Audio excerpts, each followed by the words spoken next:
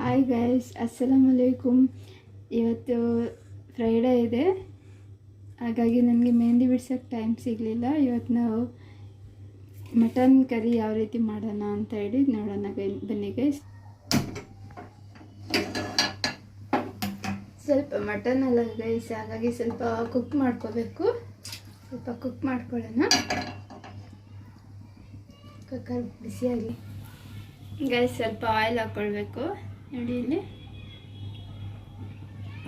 ಅದಾದಮೇಲೆ ಸ್ವಲ್ಪ ಆಯಿಲ್ ಬಿಸಿಯಾಗಿ ಗೈಸ್, ನಾವು ಜಸ್ಟ್ ಇದು ಮಟನ್ ಕುಕ್ ಮಾಡೋದಷ್ಟೇ.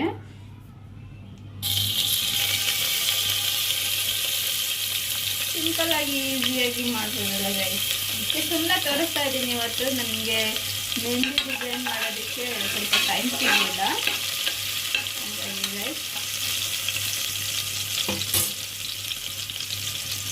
ಅದು ಫ್ರೈ ಆದಮೇಲೆ ಸ್ವಲ್ಪ ಟೇಸ್ಟ್ ಆಗ್ತದೆ ಗೈಸ್. ಶುಂಠಿ ಬೆಳ್ಳುಳ್ಳಿ ಸ್ವಲ್ಪ ಚೆನ್ನಾಗಿ ಫ್ರೈ ಆಗ್ತದೆ ಗೈಸ್.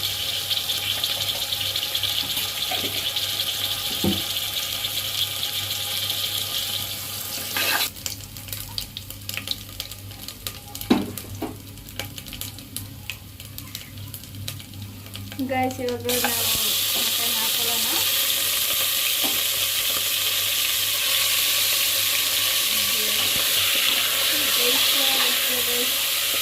ಆದಮೇಲೆ ಮತ್ತೆ ಇದಕ್ಕೆ ಮಸಾಲೆ ಎಲ್ಲ ಆ್ಯಡ್ ಮಾಡಬೇಕು.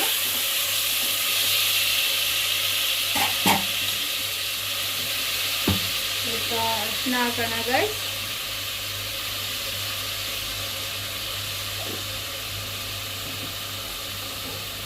ಸ್ವಲ್ಪ ಸಾಲ್ಟ್ ಹಾಕೊಳ್ಳೋಣ ಗೈಸ್.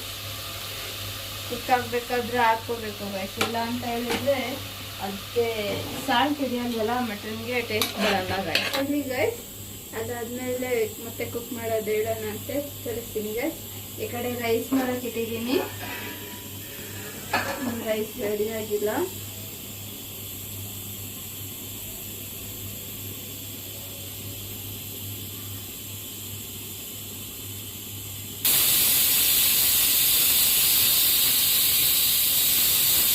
ಗೈಸ್ ಮಟನ್ ಇವಾಗ ಕುಕ್ ಆಗೋವರೆಗೂ ನಾವು ಮಸಾಲ ರೆಡಿ ಮಾಡ್ಕೊಂಡಿದ್ದೀವಿ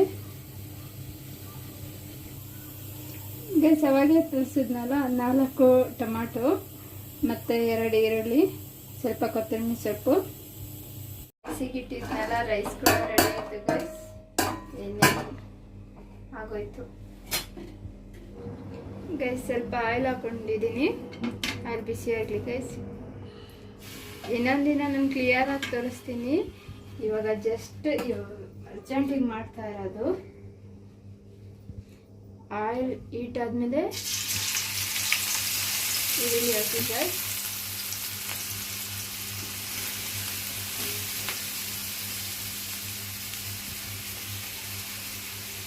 ಈರುಳ್ಳಿ ಚೆನ್ನಾಗಿ ಫ್ರೈ ಆಗಬೇಕು.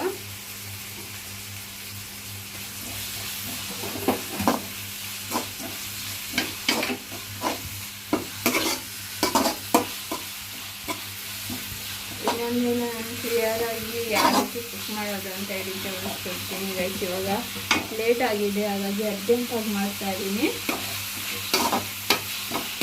ಟೈಮ್ ಬೇರೆ ಆಗಿದೆ ಗೈಸ್, ಹಾಗಾಗಿ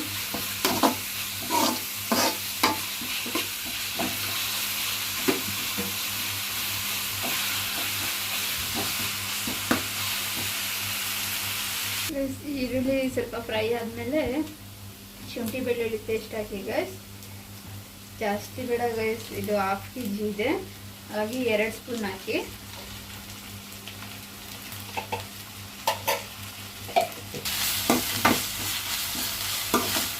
ಸ್ವಲ್ಪ ಶುಂಠಿ ಬೆಳ್ಳುಳ್ಳಿ ಕೂಡ ಫ್ರೈ ಆಗಿದೆ ಗೈಸ್. 1 ಸ್ಪೂನ್ ಖಾರ ಪುಡಿ, ಅದಾದ್ಮೇಲೆ ಸ್ವಲ್ಪ ಧನಿಯಾ ಪುಡಿ,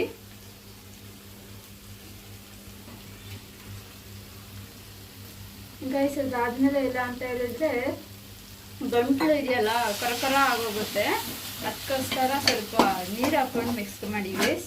ಸ್ವಲ್ಪ ಚೆನ್ನಾಗಿ ಫ್ರೈ ಆಗಲಿ ಗೈಸ್. ಚೆನ್ನಾಗಿ ಚೆನ್ನಾಗಿ ಫ್ರೈ ಆಗೋವರೆಗೂ ಬಿಡಬೇಕು ಗೈಸ್. ಹಾಗೆ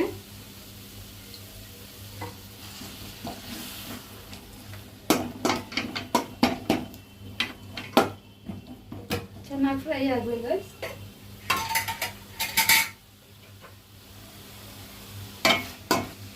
ಗೈಸ್ ಅದಾದ್ಮೇಲೆ ಬಂದ್ಬಿಟ್ಟು ಟೊಮೊಟೊ ಹಾಕಿ, ಟೊಮೆಟೊ ಪೇಸ್ಟ್ ಗೈಸ್ ಇದು.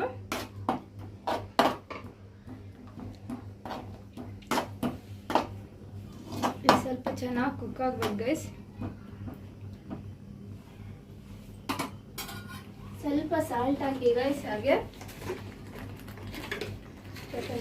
ಟೊಮೊಟೊ ಹಾಕಿದೀವಲ್ಲ ಅದಕ್ಕೋಸ್ಕರ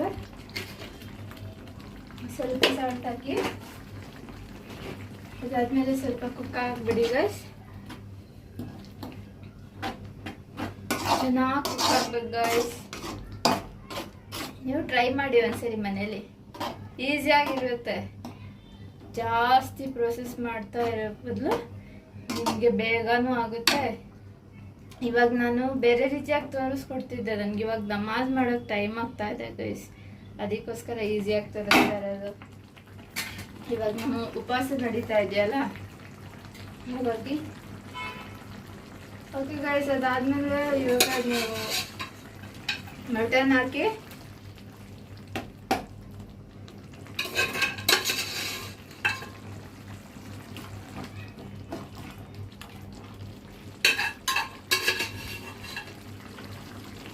ಹಾಫ್ ಕೆಜಿಗೆ ಜಾಸ್ತಿ ಟೊಮಾಟೊ ಈರುಳ್ಳಿ ಎಲ್ಲ ಹಾಕಿದ್ರೆ ಚೆನ್ನಾಗಾಗಲ್ಲ ಗೈಸ್, ಅದಕ್ಕೋಸ್ಕರ ನಾನು ನಿಮಗೆ ಸ್ವಲ್ಪ ಸ್ವಲ್ಪದೆಲ್ಲ ತೋರಿಸ್ತಾ ಇರೋದು ಗೈಸ್.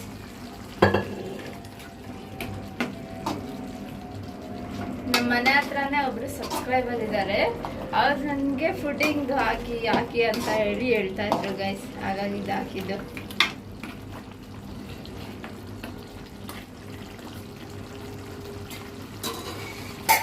ಗೈಸ್ ಅದಾದ್ಮೇಲೆ ಸ್ವಲ್ಪ ಕೊತ್ತಂಬರಿ ಸೊಪ್ಪು, ಸ್ವಲ್ಪ ಕರಿಬೇವು ಸೊಪ್ಪು. ಸ್ಮೆಲ್ ತುಂಬಾನೇ ಚೆನ್ನಾಗಿ ಬರ್ತಾ ಇದೆ ಗೈಸ್, ತುಂಬಾ ಚೆನ್ನಾಗಿದೆ. ಒಂದ್ಸಲಿ ಟ್ರೈ ಮಾಡಿ, ಸ್ಮೆಲ್ ಅಂತೂ ತುಂಬಾ ಚೆನ್ನಾಗಿ ಬರ್ತಾ ಇದೆ.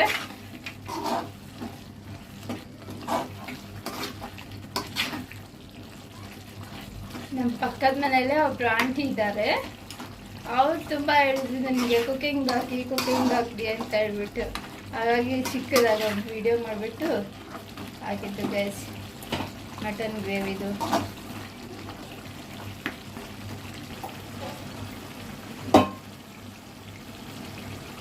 ಗೈಸ್ ನೆಕ್ಸ್ಟ್ ನಾನು ಮಟನ್ ಬಿರಿಯಾನಿ ಯಾವ ರೀತಿ